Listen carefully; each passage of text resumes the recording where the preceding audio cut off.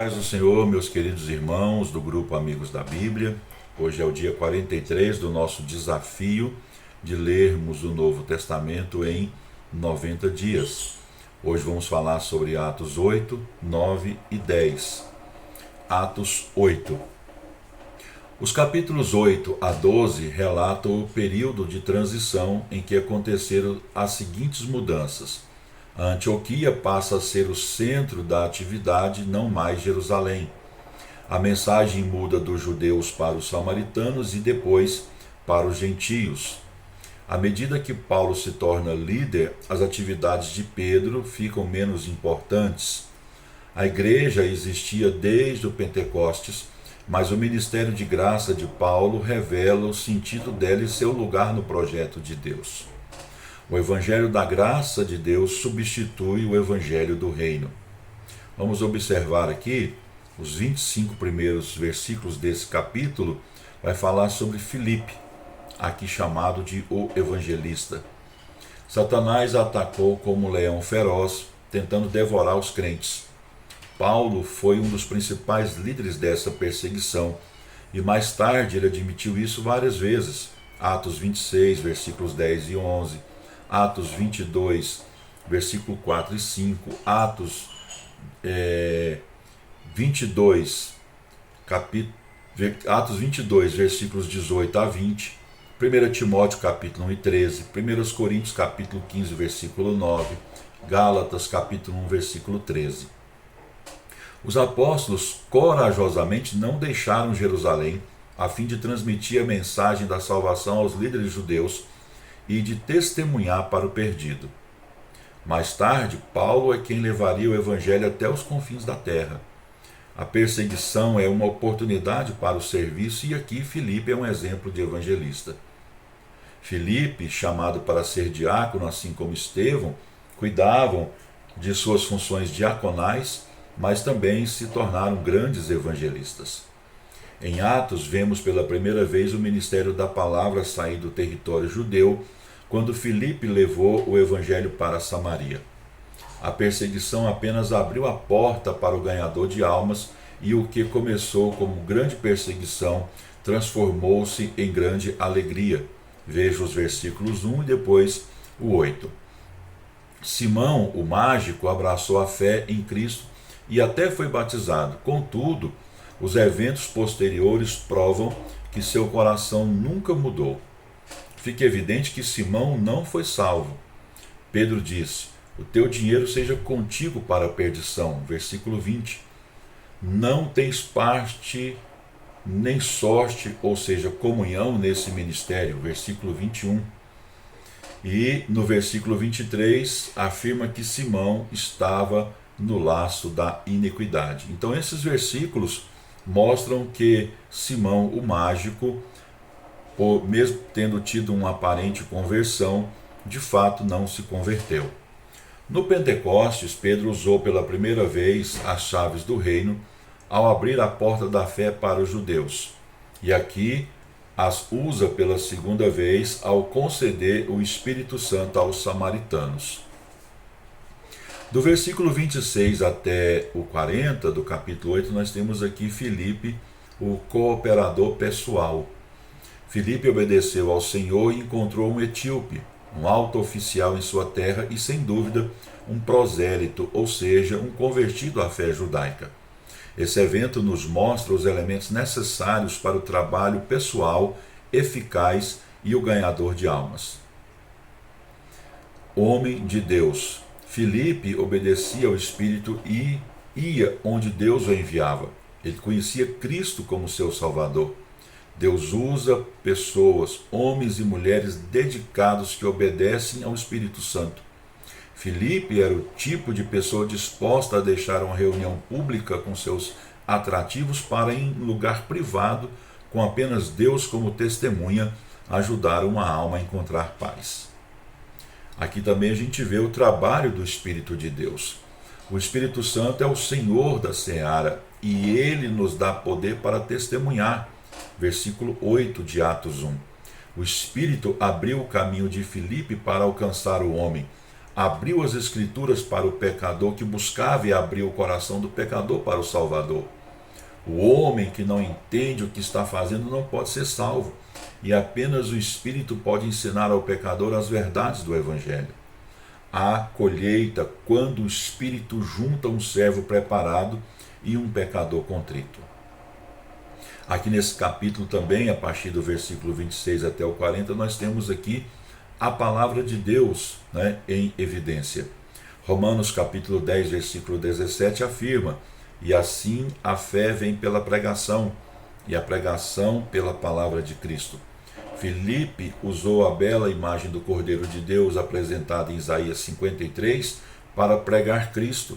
A gente pode ver isso nos versículos 32 e 33 de Atos 8. Ele iniciou de onde o homem estava e levou-o ao longo das Escrituras, explicando-lhe quem era Jesus e o que Jesus fez. Não existe conversão verdadeira sem a palavra de Deus. Em obediência à palavra de Deus, o etíope provou sua fé pelo batismo. Filipe foi arrebatado para ministrar em outro lugar, mas o superintendente do tesouro seguiu seu caminho cheio de júbilo. Quando Filipe pregou as boas novas de Cristo na cidade, houve grande alegria. Versículo 8. E quando as pregou no deserto, fez com que o novo crente seguisse seu caminho, também cheio de alegria. Uma das evidências da verdadeira conversão é a alegria. Atos capítulo 9. O grande ponto de virada na conduta de Deus em relação a Israel foi a conversão de Paulo. Todo o seu programa de evangelização do mundo dependia desse homem comum. Devemos lembrar que no relato de Atos, Paulo e Pedro representam dois ministérios distintos, a fim de dividirmos de forma correta a palavra da verdade. Observe esses contrastes. Pedro, um dos 12 apóstolos, centrado em Jerusalém, ministrou principalmente a Israel. Cristo o chamou para o ministério quando estava na terra. Ele viu a glória de Cristo na terra. Paulo, chamado à parte dos 12, centrado em Antioquia, ministrou aos gentios. Cristo o chamou para o ministério quando estava no céu, e ele viu a glória de Cristo no céu. Os 9 primeiros versículos do capítulo 9, nós temos aqui Paulo e o Senhor Jesus. A conversão de Paulo foi cheia de graça. Deus interrompeu repentinamente sua missão de perseguição e, pela graça, transformou-o em uma nova pessoa. Paulo era um homem com ligações judaicas e gentias, da mesma forma que a igreja é composta por judeus e gentios.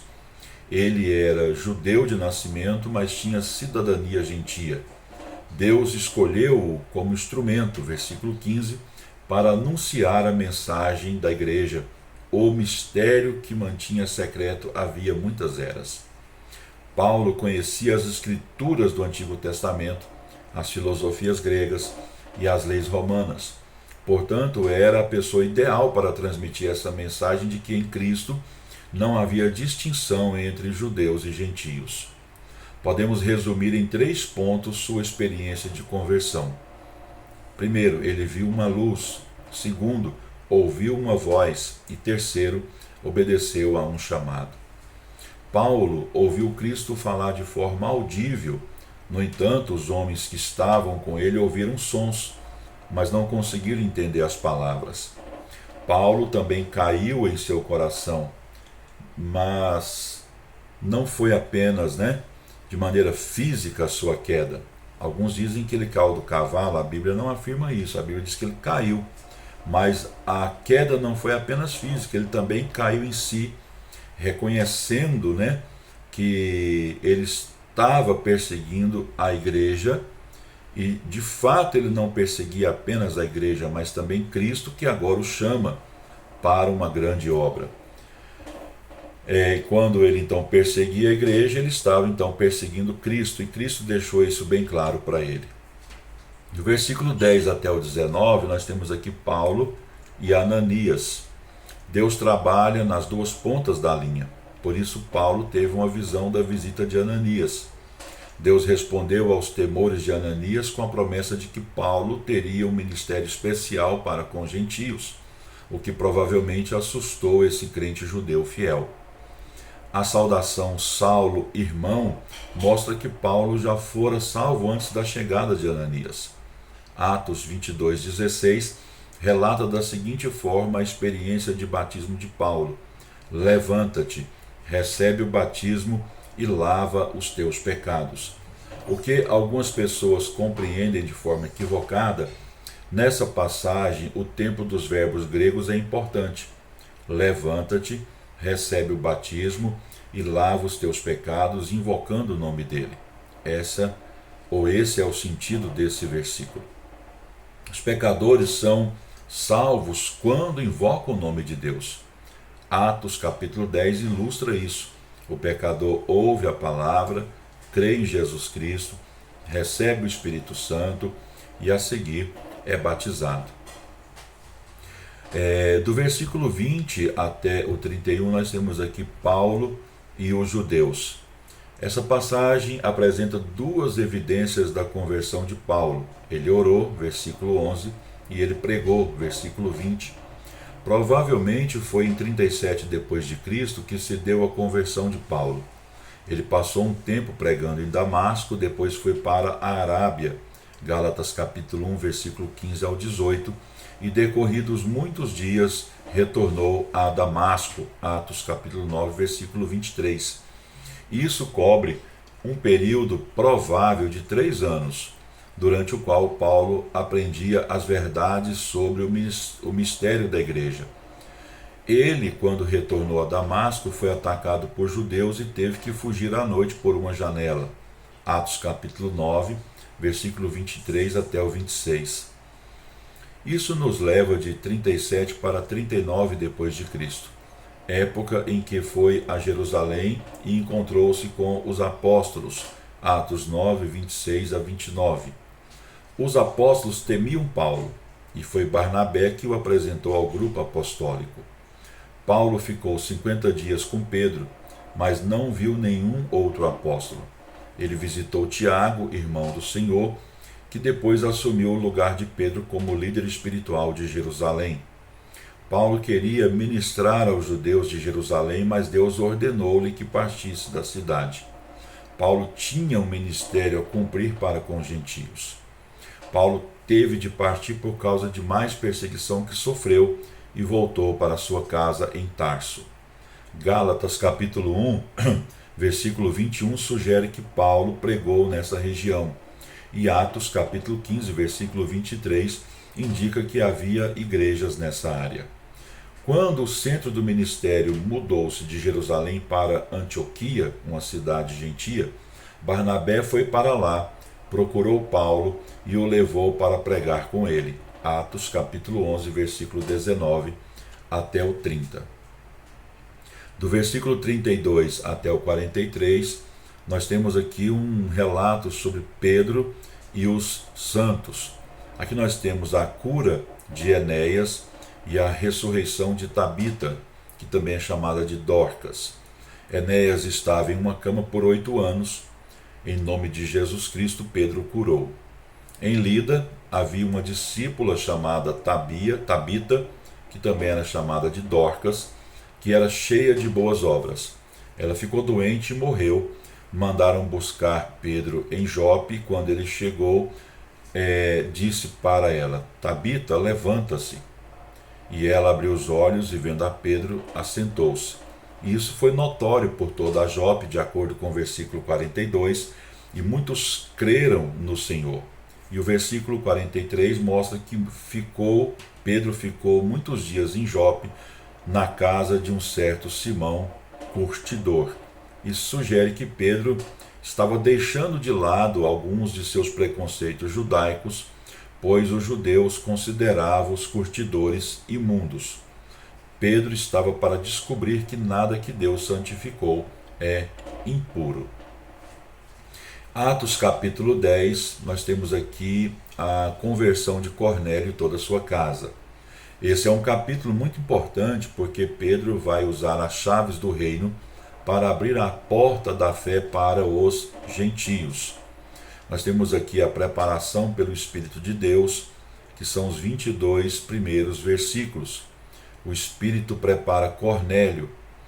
Lá no versículo 1 até o 8, nós temos aqui o relato, o seguinte: Cesareia, que era uma cidade romana da Palestina, era o lugar onde Cornélio morava. Então Cornélio era um gentio, temente a Deus, que não conhecia a verdade do Evangelho. Ele era devoto, honesto, generoso e sincero, mas não era salvo. Um anjo falou com ele e disse-lhe que chamasse Pedro.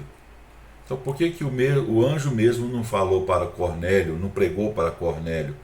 Porque Deus não deu essa tarefa aos anjos, mas o privilégio de pregar o Evangelho foi dado aos crentes, aos homens. Nós temos aqui o relato sobre Pedro, que estava em Jope, a 48 quilômetros de distância de onde Cornélio estava, que era em Cesareia. Contudo, Cornélio, com obediência, chamou 2 seus servos e um guarda e os enviou a essa importante missão de buscar Pedro. No versículo 9 até o 22, nós temos ali o Espírito preparando Pedro. Pedro tem uma visão. Há uma voz que manda ele comer aqueles animais que dentro do regime alimentar era considerado imundo, ele se recusou, e uma voz disse para ele, não considere imundo aquilo que eu purifiquei. Ele não estava entendendo muito bem o que estava acontecendo, e nesse interim chegou os enviados de Cornélio para levá-lo até a casa daquele gentio. No versículo 23 até o 33, nós temos aqui a obediência do homem de Deus. Até esse momento, os apóstolos não tinham pregado para os gentios.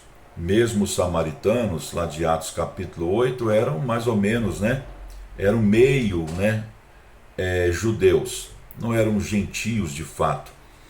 Pedro foi até os gentios em obediência a uma ordem clara do Espírito de Deus. Ele perguntou para Cornélio: por que razão me mandaste chamar? Lá no versículo 29. E assim que chegou à casa dele, ele fez essa pergunta.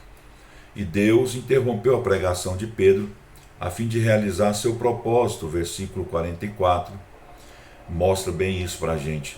O capítulo 11, o versículo 15 e o 16 também. Pedro, como os outros apóstolos, ainda se apegava à perspectiva judaica, e sabia que não podia alcançar os gentios até que os judeus aceitassem seu Messias e esse estabelecesse seu reino.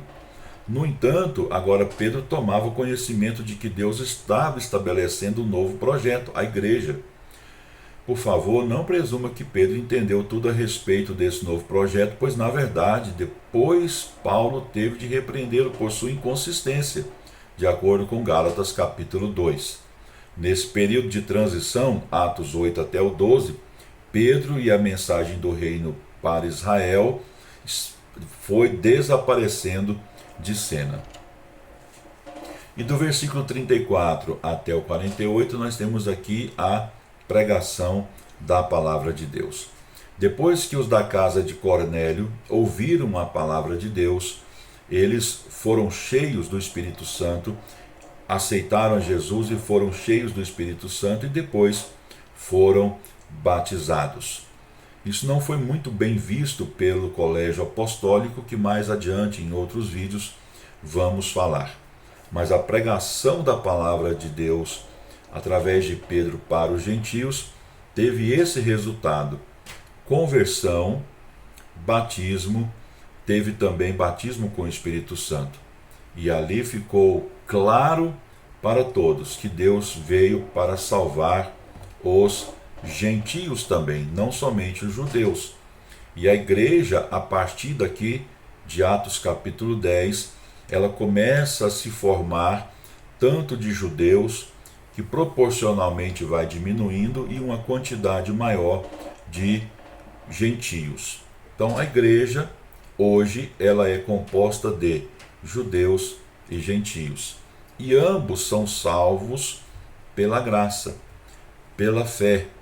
E os ditames da lei, todos eles se cumpriram em Cristo. Então não há necessidade da igreja hoje se preocupar em cumprir com a lei chamada lei mosaica, que foi dada para o povo judeu, para estabelecer para o povo judeu que eles tinham que alcançar a maturidade, e essa maturidade chama-se o Evangelho da Graça, e é através dele que todos são salvos.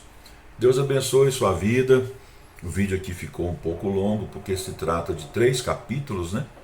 Então ficou um pouco extenso. Deus abençoe você, lembrando que os nossos comentários são extraídos e adaptados aqui conforme a nossa necessidade do comentário bíblico UESB. Que Deus te abençoe, até o próximo vídeo.